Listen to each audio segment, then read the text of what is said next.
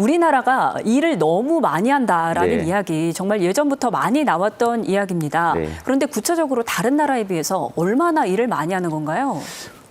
우리나라가 이제 2023년 OECD 기준으로 보면 1,872시간 1년에 이렇게 평균적으로 일하는 걸로 되어 있습니다. 네. OECD 국가 6위 정도에 해당되고요.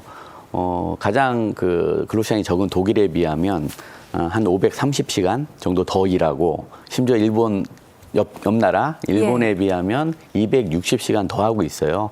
그래서 여전히 그 장시간 노동하는 국가다. 이 부분 최근 한 10년간 한 200시간을 줄였어요. 굉장히 네. 그 많이 줄인 건데 앞으로도 그만큼은 더 줄여야 OECD 평균에 좀 이르지 않을까 그렇게 생각합니다. 네, 사실은 20여 년 전만 하더라도 네. 우리나라가 토요일까지 출근을 했습니다. 맞습니다. 주 6일제 근무를 했었는데 사실 요즘에 2030 시대 세대에게는 많이 와닿지는 않는 이야기일 것 그렇죠. 같아요. 예. 그러니까 25년 전이죠. 2000년만 해도 우리나라가 세계 1위였어요. 2,512시간 1년에. 그 2위가 멕시코였는데 2,300시간이었어요. 그러니까 주 6일제 나라였고 주 44시간제였죠. 그만큼 이제 일을 많이 하면 좋은, 일을 많이 해야 근면한 그 뭐 노동자다, 국민이다, 이런 인식이 있었던 시절이죠.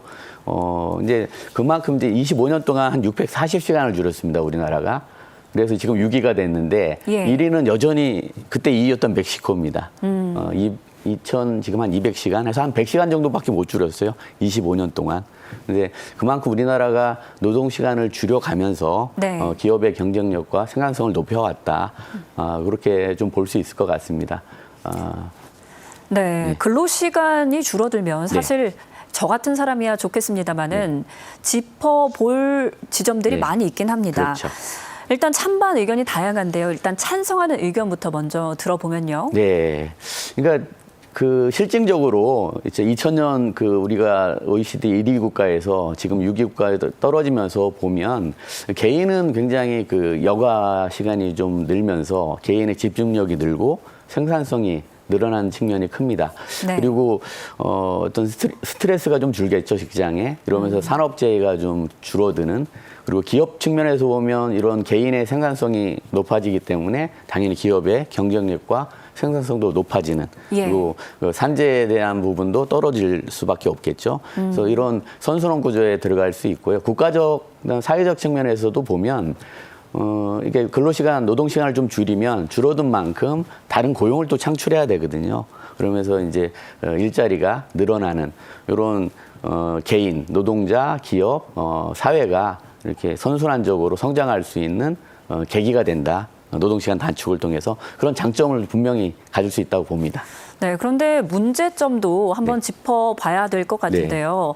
자영업자 소상공인들은 안 그래도 지금 극한의 상황에 몰려 있지 않습니까? 맞습니다. 그런데 주 4.5일제까지 도입되면 이분들이 더 힘들어지는 게 아닌가? 이런 부작용도 언급이 되고 있습니다. 네, 사실은 이 노동시간 단축으로 이렇게 그 근본적인 좀 직접 피해를 보는 쪽은 뭐 대기업이나 뭐 재벌이나 이런 이제 공공기관이나 이런 쪽은 아닐 겁니다.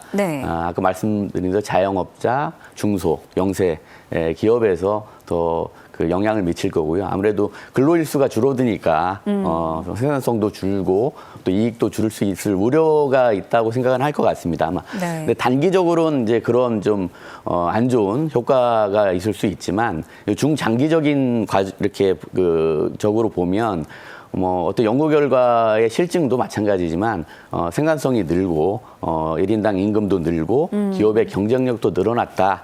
이게 이제 선진국들에서 보여준 패턴이기도 하고요. 우리나라도 2020년부터 2025년까지 640시간의 노동시간을 줄여가면서 또 깨우친 좋은 효과이기도 합니다. 그래서 부정적인 부분도 분명히 있을 수 있지만 이 부분을 선순환적으로 잘 극복해 나가는 게 더 중요하지 않을까 그렇게 생각합니다. 장기적인 관점에서 봐야 한다 이런 말씀해 주셨는데요. 그런데 일하는 시간이 줄었으니까 비례적으로 임금도 그만큼 줄어드는 게 아니냐 이런 우려도 있거든요. 그러니까 지금 저희가 주 40시간제, 주 5일제로 바꾼 게 2004년부터입니다. 네. 2004년 도입할 때도 그 논의가 있었어요. 줄어드는 임금 어떻게 할 거냐, 누가 부담할 거냐 있었지만 그때도 임금을 보존했고 그 줄어든 만큼은 또 국가가 기업에게 여러 가지 지원 정책을 펴서 보완도 좀 했습니다. 그리고 실제 이제 임금이 줄어드는 것은 아까 말씀드린 대로 영세 중소기업에 계신 그러니까 근로시간이 많은 근로자들이에요. 연장 근로를 통해서 임금을 보충했던 분들이 그 연장 근로가 줄어들면서 할증도 못 받고 이렇게 줄어드는 임금이 발생할 수 있는데 이런 부분은 좀 이 노동시간 단축도 바로 도입하는 건 아닙니다. 우리 2004년 때 도입할 때도 예. 순차적으로 했어요. 이렇게 1,000명 기업 그다음에 300명, 100명, 20명, 5인 이상 이렇게 해서 총 7년이 걸렸습니다. 네. 완전하게 주 40시간, 주 5일째 하는데 이렇게 순차적으로 하면서 좀 그 임금의 하락이 우려가 있는 노동자들을 배려하는 정책이 꼭 필요할 것 같습니다. 네, 순차적으로 시행을 해서 연착륙을 시키는 게 중요하다. 네, 예, 뭐 한꺼번에 해서는 네. 예, 감당할 수 없는 상황이 될 수도 있습니다. 정말 많은 기대 그리고 우려가 공존하고 있는데요. 기업은 생산성을 잡고 그렇죠. 그리고 근로자는 삶의 질을 잡고 이 그렇죠. 두 마리 토끼를 모두 잡기 위해서는 또 많은 논의가 필요할 것 같습니다. 자, 그러면 끝으로 이번 근로시간 단축에 대한 기대 효과 그리고 어떤 점을 좀 보완해 나갔으면 한다는 점이 있다면 말씀 부탁드립니다. 대한민국의 지속 발전 가능을 위해서는 지금 근로시간, 노동시간 단축은 뭐 선택이 아니라 필수적인 상황입니다.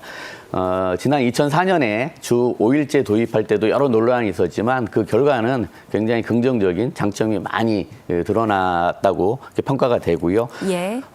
그다음에 지금 정부 이제 고용노동부를 포함한 한 20년 전에 이 주 5일제를 해봤던 공무원들이 실무가 사무관이었다면 지금은 뭐 국장, 실장 정도 됩니다. 경험이 충분했기 때문에 그런 부분에서 성공 가능성도 매우 높다 이렇게 보고요. 또 이재명 정부이기 때문에 아마 더 성공 가능성이 높다고 봅니다. 김대중 정부 때 이 주 5일제, 주 40시간제가 논의돼서 시작이 됐어요. 그때 노사정 대타협을 통해서 초기에 굉장히 성공할 수 있었거든요. 예. 그 이후에는 이제 노사정 대화가 없습니다. 타협이 없습니다. 또 이 주 4.5일제, 4일제 정책에 성공하려면 이 노사정 타협과 대화가 되게 중요합니다. 그래서 이 부분을 좀 성공시켰을 때 노동시간 단축과 경제의 성장, 그다음에 경쟁력 확보에 가장 최고의 그런 정책이 되지 않을까. 저는 오히려 우려보다는 기대가 크기 때문에 네. 성공할 수 있는 정책이라고 그렇게 생각합니다. 네, 노사정 협의체를 통한 그런 대화도 중요해 보입니다. 네, 여기까지 듣겠습니다. 지금까지 박영기 노무사와 함께 이야기 나눴습니다. 오늘 말씀 고맙습니다. 네, 감사합니다.